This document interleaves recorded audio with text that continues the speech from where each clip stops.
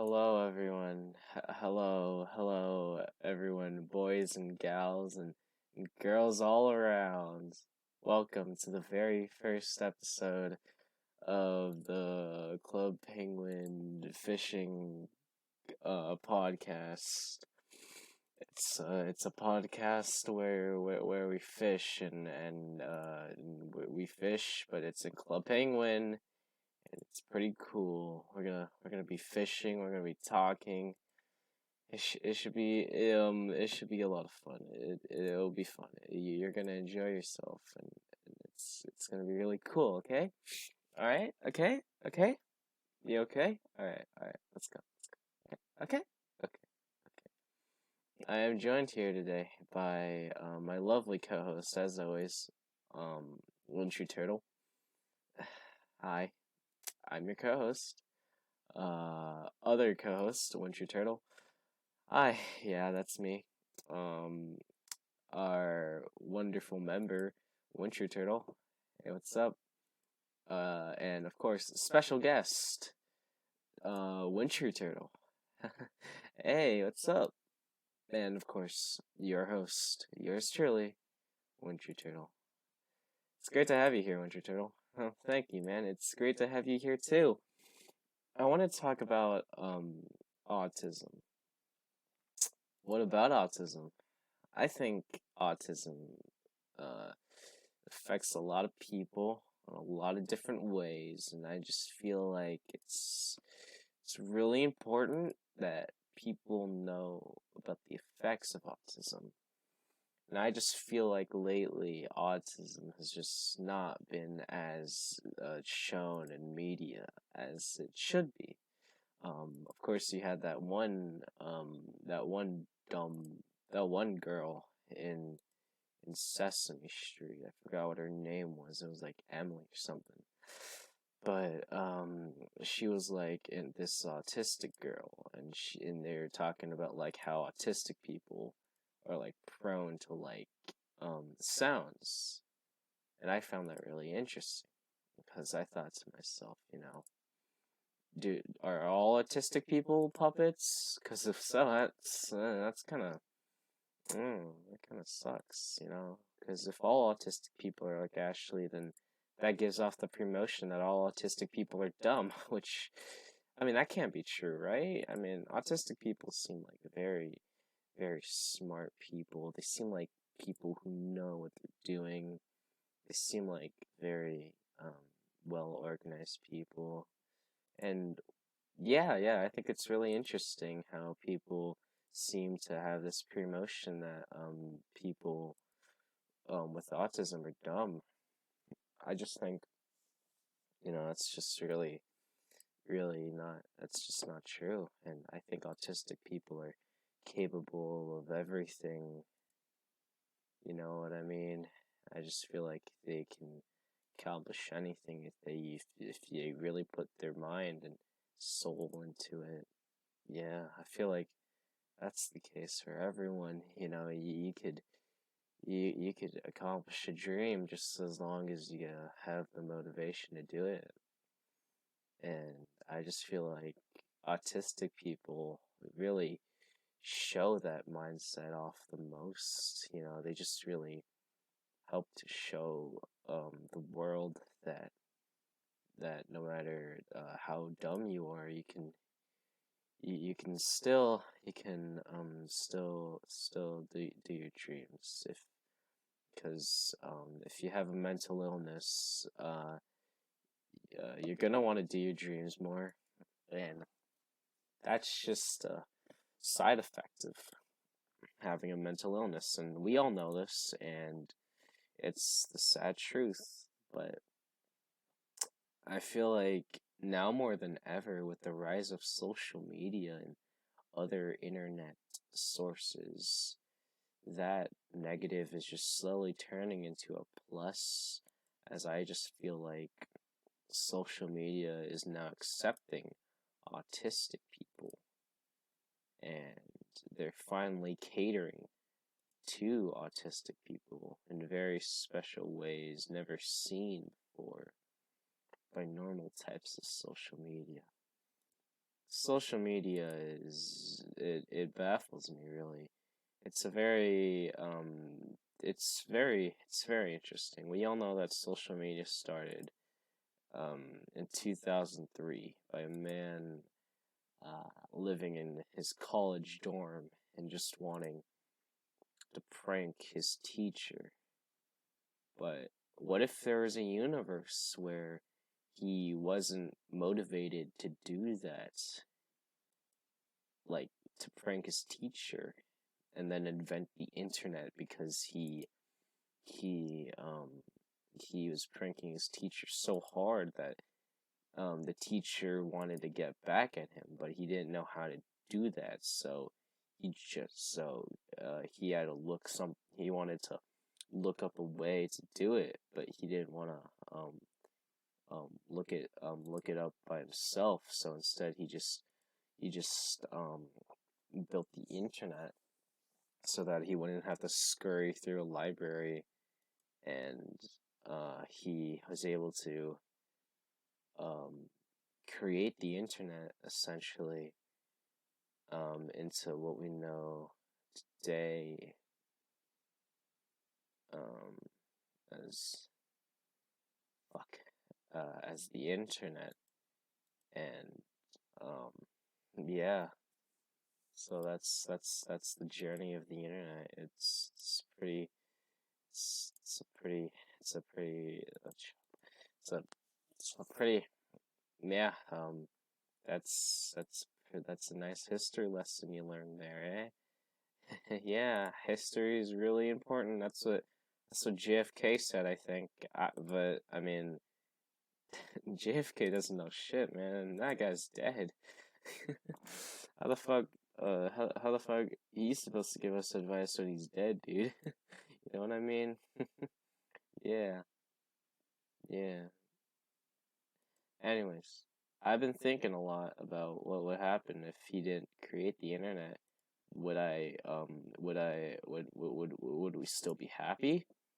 Are we happy with the internet? You know, these are just questions that you have to ask yourself on a daily basis, because I feel like the very notion of just happiness is being questioned day by day, and it's becoming harder to really pinpoint the idea of happiness, because it's something that's very universally known to exist. We but but we don't really know how to get it. And I feel like with the internet, people expected for it to have the answers of how to be happy, because after all, the internet had the answers to everything. But like, this thing is that the internet doesn't have the answers to everything, you know? And I just feel like the very idea that people even thought that it did is very juvenile, because people thought that with the internet, you would just be able to know all the answers in the world with just a simple click, which is very not true. The internet is a much more complex place than that. It's a place with a lot of wires and um, mechanics, and really it's just a lot of tubes. We all know that the internet is just a bunch of tubes at the end of the day. You know, it's a bunch of tubes of electrical wires and circuits and connection, but not like physical connection, like um, telepathic connection through electronic wires, and we call that Wi-Fi. Wi-Fi is Wi-Fi is responsible for electronic connection, um, and I just feel like um, that's pretty cool. Wi-Fi is a really cool concept, because we all know that Wi-Fi was created in the 1950s to combat the Nazis from further depleting the energy sources that the Americans had back because we all knew that back in the 1940s, America had a real problem with narcissistic personality disorder, and I feel like to an extent, America still has that problem. But he's been going through a lot of therapy recently. He's been getting a lot of help. Um, I think he's improving really. But I think there's always room for improvement, especially when it comes to these types of things. You can never be unsure of what could happen. You could always relapse into terrible things like that time in 1982 when America relapsed into war. But thankfully, we've moved away from that.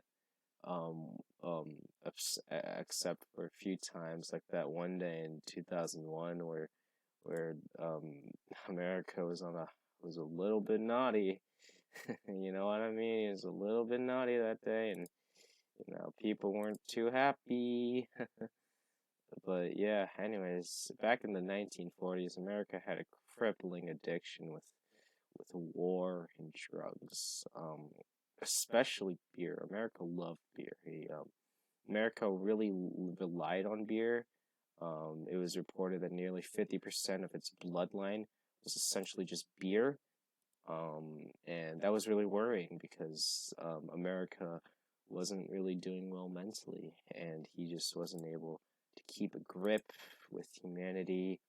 He had a lot of breakdowns, and again, he suffered from narcissistic personality disorder. And so America was just bombing everyone left and right, and it was just not pretty. Like that time they bombed Russia or something. I think is that what Chernobyl was? Chernobyl was like the 1940s or something. I'm pretty sure. Yeah, yeah. Of course they didn't start the Holocaust because the Holocaust doesn't exist. It was a lie created by the government to create to sell more history books. But that's a story for another episode. Um. Anyways, America wasn't doing too hot. Um. And so he went to rehab, but he didn't really go to rehab. Uh, I think America went to rehab a bit too late because at that point in time, America had already dealt its biggest blow with Nagasaki and Hiroshima and all that stuff, if you know what I mean. I just think, Nagasaki,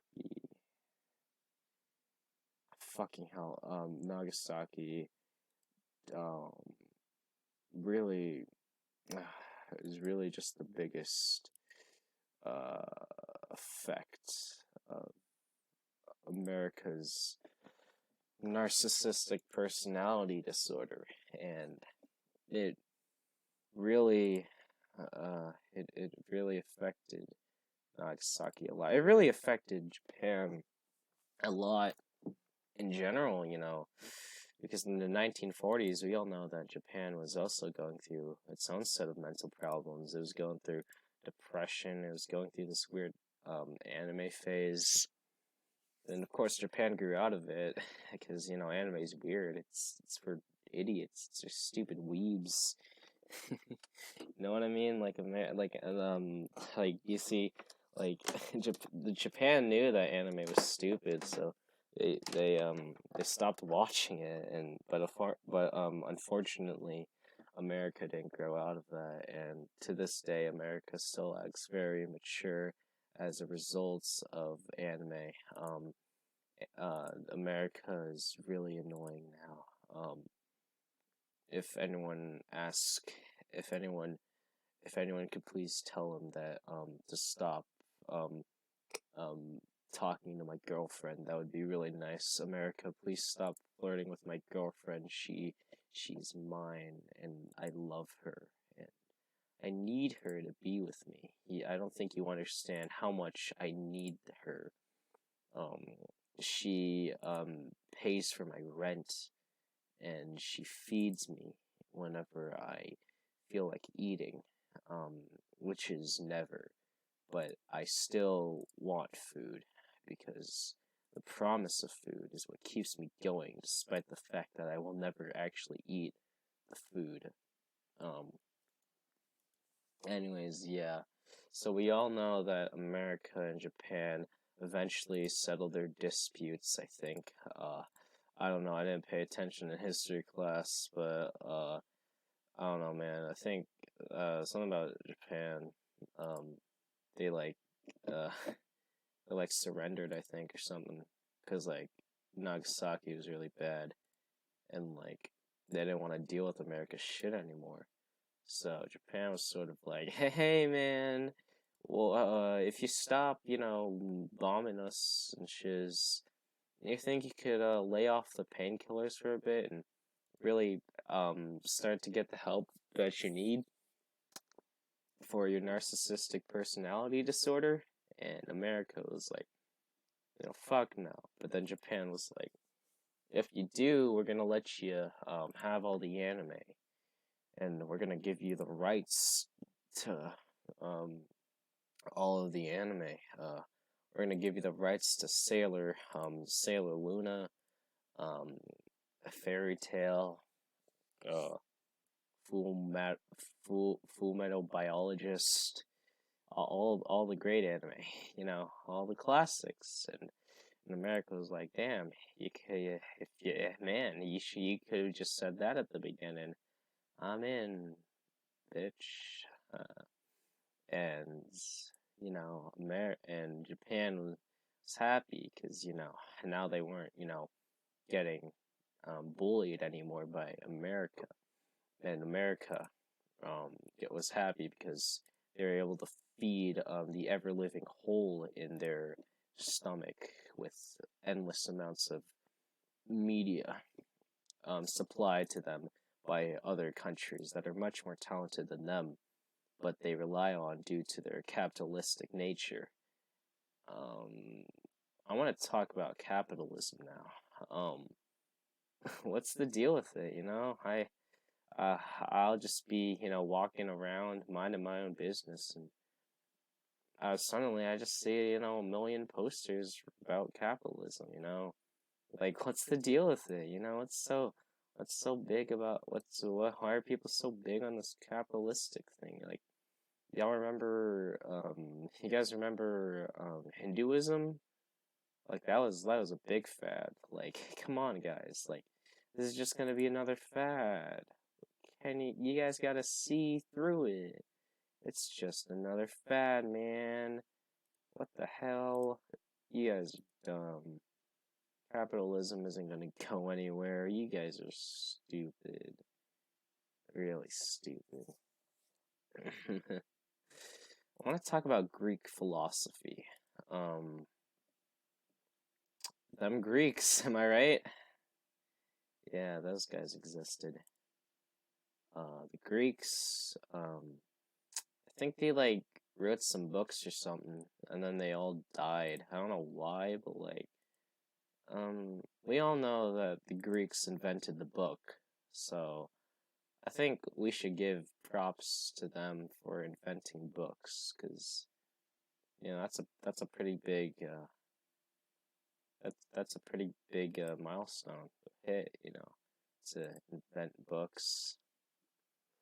But I also think that their philosophy to life, or at least their philosophers and their philosophy to life, was really admirable, and um they really they were really nice people. I think my favorite one, my favorite Greek philosopher has definitely got to be Aristotle, though. Aristotle is my favorite Avenger for many different reasons. It's way more better than Captain America. I feel like Captain America is a bit overplayed. I also think Batman, he isn't that good of a Greek philosopher. I think a lot of people just look at the things that he did in Gotham, and doesn't and they don't really, take into account, what about the Dan Schneider movies? What about the Man of Steel? He was in Man of Steel for like a little bit, I think. What about Justice League? What about those comics? What about the 1964 Adam West TV show? What about the 2010 animated kids show, Justice League, in which he was in the first episode for 5 minutes? What about the 2018 Spider-Man cartoon on Disney XD, where he was shown for a few scenes and then took his paycheck and then ran off? I think Batman is a very overrated Greek philosopher, and I feel like a lot of people should admire the work of Aristotle because he's the one who created books. After all, he also gave birth to Shakespeare, as we all know, and I just think he's a very prolific person in the animation field. The way that he pioneered the animation industry is just unmatched by any others of the animation industry of his caliber, obviously. And he was a very important person to the animation industry because without him, stop motion wouldn't exist. And Aristotle created stop motion, and without stop motion, a lot of people wouldn't have their jobs. Like, look at those guys who made Wallace and Gromit. Wallace and Gromit wouldn't exist if it weren't for Aristotle. You know what I mean?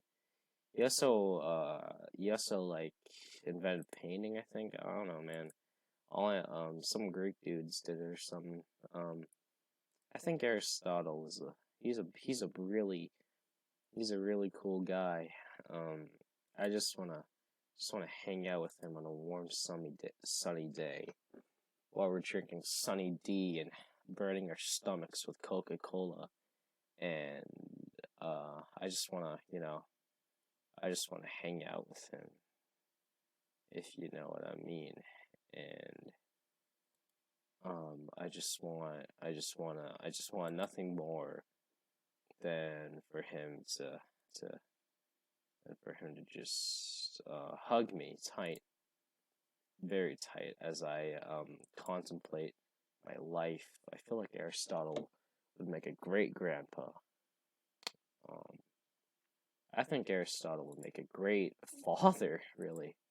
A lot of people say that due to the recent sex allegations regarding him, he wouldn't exactly be a great farmer, but, I think that he is more than capable of being a father. I just think, people, um,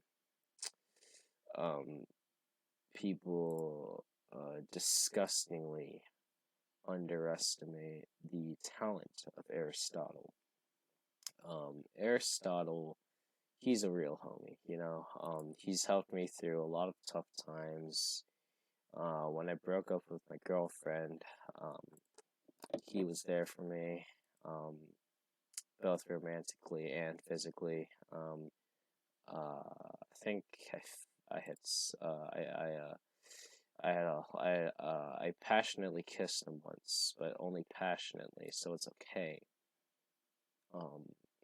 And I was able to, um, you know, check out his art.